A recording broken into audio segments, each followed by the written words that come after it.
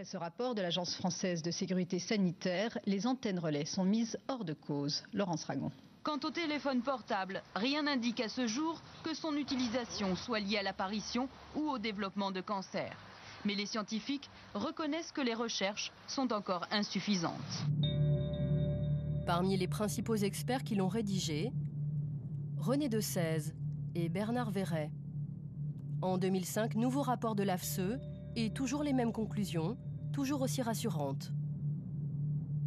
En ce qui concerne les effets sanitaires éventuels des stations de base, le groupe d'experts retient qu'aucune nouvelle étude n'apporte d'éléments indiquant de tels effets. Quelques mois plus tard, un colloque se tient au Sénat sur l'indépendance des experts. Stéphane Kerckhoff de l'association Agir pour l'environnement est présent. Il pose une question anodine sur l'AFSE qui va déclencher un scandale sanitaire. On a quand même énormément de critiques à vous faire parce que les premiers rapports que vous avez pu faire sous votre autorité, notamment sur la téléphonie mobile, étaient un haut lieu du lobbying. À la tribune, le président du conseil d'administration de l'AFSE. Contre toute attente, il désavoue le rapport de sa propre agence. Vous dites, bon, l'expertise sur la téléphonie mobile, elle est pas bonne, elle ne nous plaît pas. L'expertise sur la téléphonie mobile n'a jamais suivi ni de près ni de loin les règles que l'AFSE s'est fixées à elle-même. Donc c'est une expertise que je considère, comme président du conseil d'administration, comme n'existant pas. N'étant pas le fait de l'AFSE, parce qu'elle ne correspond pas au texte que le conseil d'administration lui-même a voté. Vous allez me dire que c'est quand même terrible. Eh bien, c'est tout le temps comme ça. Stéphane Kerckhoff et Janine Le Calvez de l'association Priartem qui milite pour une meilleure implantation des antennes relais n'en reviennent toujours pas de cette réponse si franche. J'avais pas vu cet extrait, mais... C'est saisissant. Finalement, on se dit qu'on a enfin réussi à obtenir la vérité. C'est que les experts de l'AFSET à l'époque étaient totalement liés directement au lobby de la téléphonie mobile et que l'expertise qui faisait ressortir une certaine unanimité de façade, laissant supposer qu'il n'y avait absolument aucun risque, était totalement dictée et sous l'influence des opérateurs de la téléphonie mobile. L'affaire fait grand bruit. L'IGAS, la police du ministère de la Santé, est saisie pour mener une enquête. Les inspecteurs vont aller de découverte en découverte. D'abord, ils constatent des liens entre les experts de l'AFSE et l'industrie qui finance leurs recherches. Là, par exemple, René Desèze, dans son laboratoire, a été financé par Bouygues Télécom et Envoi TDF, la Groix. France Télécom, Alcatel, Bouygues Télécom. Même Martinours, France Télécom, Bouygues et SFR. L'un d'entre eux est même un ancien salarié d'Alcatel, constructeur de téléphones.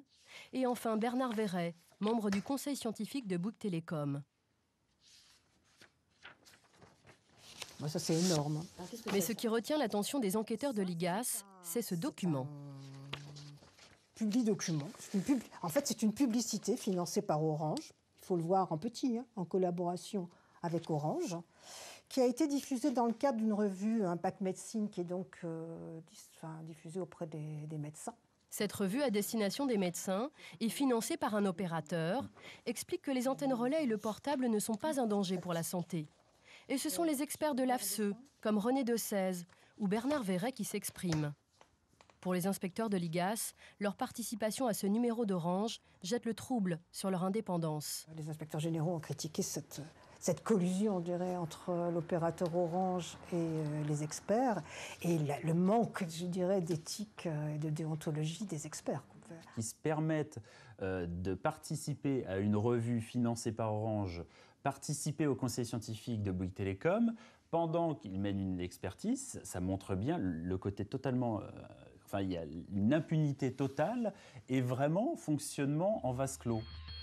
S'appuyant sur ces experts, dans un rapport de 2003 et de 2005, les autorités sanitaires françaises ont fini par conclure que les antennes relais ne présentaient aucun risque pour les riverains.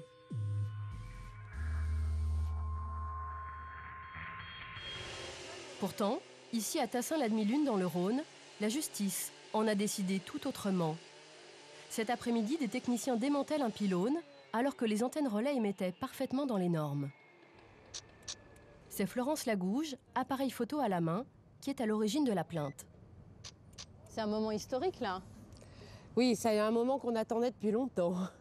Cette antenne relais Bouygues Télécom disparaît de son paysage après 5 ans de combats acharnés. C'était une étape de notre vie et vraiment on a lutté contre cette antenne. On a eu la chance d'avoir ce qu'on voulait aujourd'hui, qu'elle se démonte.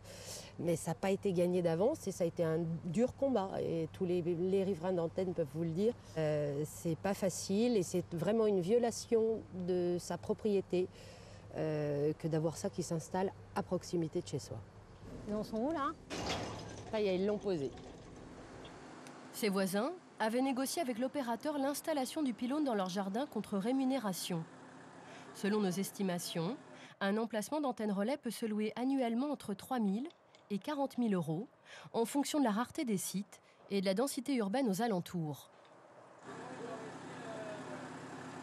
Il faut savoir quelque chose, c'est qu'on était en très bon terme avec nos voisins. Et ce qu'on a trouvé un petit peu fort, c'est qu'ils ne nous ont absolument pas prévenus. Mais c'était quoi l'intérêt pour eux en fait? Ils avaient signé un bail de 15 ans, donc 15 ans, une grosse somme tous les mois. Bon bah écoutez, oui effectivement, on peut comprendre que ça fasse fléchir. Les Lagouges craignent pour leur santé, ils décident d'attaquer l'opérateur pour tenter d'obtenir le démontage. Voilà le dossier, ou du moins une partie du dossier. Et ces photos là, c'est quoi? Alors ça, ce sont les photos qu'on a prises à la construction de l'antenne. Mais ça ressemble à un sapin. Il a été maquillé en sapin, ce qui fait que j'avoue que c'est beaucoup moins agressif qu'une antenne classique. La famille gagne en première instance, Bouygues Télécom fait appel et les Lagouges gagnent de nouveau en appel. Le tribunal a estimé, s'agissant du risque sanitaire, que exposer son voisin contre son gré à un risque certain et non pas hypothétique comme prétendu en défense constitue un trouble de voisinage dont le caractère anormal tient au fait qu'il porte sur la santé humaine. Écarter le risque dans le cas présent ne peut s'obtenir que par l'enlèvement des installations. Voilà. Donc il nous donnait raison, effectivement. Il pense que, compte tenu des conclusions des scientifiques, on est en droit de se poser la question. Et si on est en droit de se poser la question, on n'a pas le droit de nous l'imposer. Et en quoi ce jugement est si important que ça, en fait? Ce que le gouvernement ne faisait pas, ce qu'une loi ne faisait pas, le juge l'a fait. Le combat de Florence Lagouge, c'est Richard Forget qui l'a remporté. Cet avocat spécialiste des antennes relais est devenu la bête noire de l'industrie de la téléphonie mobile. Il collectionne les plaintes contre tous les opérateurs. Ça, c'est tous les dossiers d'antennes relais qu'on traite au cabinet qui concernent à peu près tous les opérateurs. Vous avez le trio, là Le trio complet, tout le monde est là. Vous pouvez nous montrer quelques noms d'opérateurs? Vous avez SFR, Bouygues, Orange, SFR et Orange, Bouygues. Vous avez, là, il s'agit des 3 opérateurs aussi. Lorsque les Lagouges gagnent un appel en 2009, Bouygues Télécom ne désarme pas, l'entreprise se pourvoit en cassation. Mais quelques mois plus tard, l'opérateur renonce à aller au bout de la procédure, craignant que cette affaire ne fasse jurisprudence. Une surprise pour Maître Forget. On était assez serein, on espérait d'ailleurs qu'il y ait une décision. Et 1 an après, Bouygues, sans réellement s'expliquer, va se désister de ce pourvoi. Donc en fait, ils ont préféré perdre sur un dossier avec un démontage d'antenne que prendre le risque qu'il y ait plusieurs démontages d'antenne si par exemple vous gagnez en cassation et que ça faisait jurisprudence. C'était ça leur crainte. Oui, je pense que c'était ça leur crainte. Bon, encore une fois, je n'ai pas pu lire les échanges de mes confrères avec leurs clients, mais je pense que c'est ça qui a dû prévaloir. Il faut savoir qu'installer une antenne, c'est très compliqué. La démonter, ça prend aussi un peu de temps et beaucoup d'argent. Trouver des nouveaux sites, je dirais pas de mission impossible, mais c'est très difficile, surtout depuis l'hyper-médiatisation de ces problèmes liés aux antennes relais au téléphone portable. Donc, bien évidemment, ils n'ont pas envie que tout cela se répande comme une traînée de poudre sur tout le territoire et qu'on compte les antennes les unes après les autres qui seraient démontées. Face au juge qui impose le démontage des antennes relais, le gouvernement tente d'apaiser les craintes des opérateurs en organisant la même année un Grenelle des ondes. Dans cette voiture aux vitres fumées, la ministre de l'écologie, Nathalie Kosciusko-Morizet. C'est elle qui est aujourd'hui en charge de l'épineux dossier des ondes, un sujet qu'elle connaît bien. Il y a 6 ans, alors qu'elle était jeune députée UMP, elle avait ardemment défendu l'abaissement des normes. Dans une proposition de loi, elle demandait même que les antennes relais émettent à 0,6 volts par mètre au lieu des 41 volts actuels. La ministre n'a pas souhaité que nous la filmions en pleine réunion avec les opérateurs et les associations. Est-ce que vous pensez qu'il faut actuellement baisser les normes actuelles sur les antennes relais? Aujourd'hui, ce sur quoi on travaille, c'est évaluer l'exposition actuelle. C'est assez compliqué, hein, des antennes, il y en a plusieurs, il y a plusieurs origines d'exposition aux ondes, donc évaluer l'exposition actuelle et par des expérimentations, regarder comment on peut techniquement, économiquement baisser l'exposition. Donc on n'est pas en train de baisser les valeurs limites, on est en train de regarder si c'est possible, tout simplement. Mais est-ce que vous pensez qu'il faut baisser les normes actuelles? Aujourd'hui, on n'a aucun indice, si vous voulez, qui nous permettent de conclure, il n'y a aucune preuve, que l'exposition aux antennes relais pose un problème pour la santé. Parce que vous, en 2005, vous étiez favorable à ce qu'on baisse les normes. Moi, je suis convaincue que si c'est techniquement et économiquement possible, c'est des questions qu'on doit se poser. Il n'y a pas de preuve aujourd'hui que l'antenne relais nuit à la santé, mais il y a une inquiétude qui traverse la population sur l'exposition aux ondes. Elle élude la question. Nous lui montrons alors sa proposition de loi de 2005. Et vous, donc, vous êtes pour une norme à 0,6 volts, comme vous l'étiez en 2005? Vous êtes... Je vous le refais? Non, mais c'est la question, effectivement. La ministre ne souhaite pas revenir sur cette proposition de loi qu'elle avait portée 6 ans plus tôt. En revanche, les normes actuelles, elles ne semblent pas y porter beaucoup de crédit. En termes de réglementation, parce que là actuellement les réglementations c'est par exemple 41 volts par mètre, ça fait partie des normes actuelles. Est-ce que vous pensez que ce sont des bonnes normes? Pour moi, le 41 volts par mètre aujourd'hui ne signifie plus grand-chose. Oui, mais c'est pourtant la norme actuelle en France. Mais oui, mais ça ne signifie plus grand-chose. Quand vous regardez l'exposition ville par ville, en fait on est très loin du 41 volts par mètre. Mais alors pourquoi on garde ces normes? Alors pourquoi on baisse pas les normes? Moi je ne vous dis pas qu'il faut forcément les garder, mais simplement il faut aller au bout du processus d'expérimentation qui est en cours. Aujourd'hui le 41 volts par mètre signifie plus rien en fait. Ça veut dire qu'en tant que ministre de l'écologie, vous allez essayer de faire évoluer les normes? Ça va faire partie de vos engagements? Vous êtes complètement obsédé sur ce sujet. Non, c'est une question importante. Je vous dis que la norme même. de 41 volts par mètre, aujourd'hui, elle ne correspond plus à rien. Selon la ministre de l'écologie, cette norme ne correspond donc plus à rien. Bien sûr. Au revoir. Mais pourtant, il n'est pas question de la changer. La ministre partie, nous espérons enfin rencontrer les opérateurs présents à la réunion. Au fond de la salle, ils sont tous là. Orange, SFR, Bouygues Télécom. Tout au long de notre enquête sur les ondes, nous avions sollicité les services de presse de chacun de ces opérateurs, sans aucun succès. Bonjour, SFR. Je vous rappelle pour vous dire que nous ne souhaitons pas répondre à vos questions dans le cadre de votre documentaire. Oui, bonjour Guy, chez Bouygues Télécom. J'ai fait un point chez moi sur l'histoire qui vous intéressait.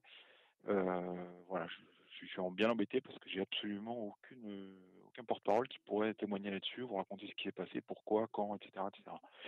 J'en suis absolument désolé. Pouvoir faire des images avec Orange, ça c'est pas possible en fait? Non, pas particulièrement. Non, c'est pas un sujet sur lequel on tient. Enfin non. Nous ne donnons pas suite aux demandes d'interview. D'accord, mais pour quelle raison en fait? C'est très étrange. Ben non, parce que c'est pas très étrange. C'est un sujet qui est hautement polémique. Nous tentons une dernière fois d'interviewer les opérateurs. Messieurs, est-ce qu'on peut vous poser quelques questions? Jean-Marie. Ah, c'est vous qui êtes désigné, les autres ne veulent pas parler? Comment? Impossible décidément d'approcher les leaders de la téléphonie mobile. Ils refusent toute interview. Ils ont un représentant commun à tous les opérateurs, chargé de communiquer à leur place. Il s'appelle Jean-Marie d'Anjou et il semble très satisfait de la nouvelle position de la ministre de l'écologie. Est-ce qu'on peut baisser les normes? Parce que finalement, on voit les Il n'y a pas lieu de baisser la norme, la ministre l'a dit d'entrée de jeu, parce que ces normes sont des normes fixées au niveau international par l'Organisation mondiale de la santé. Elles assurent la sécurité sanitaire des riverains. On est dans une question d'acceptabilité sociale. Mais vous, en tant que représentant des opérateurs, cette position-là, effectivement, la norme, qui est une norme OMS, n'a pas lieu d'être modifiée. Pour Étienne Sandrier de l'association Robin des Toits, le revirement de la ministre est une grosse déception.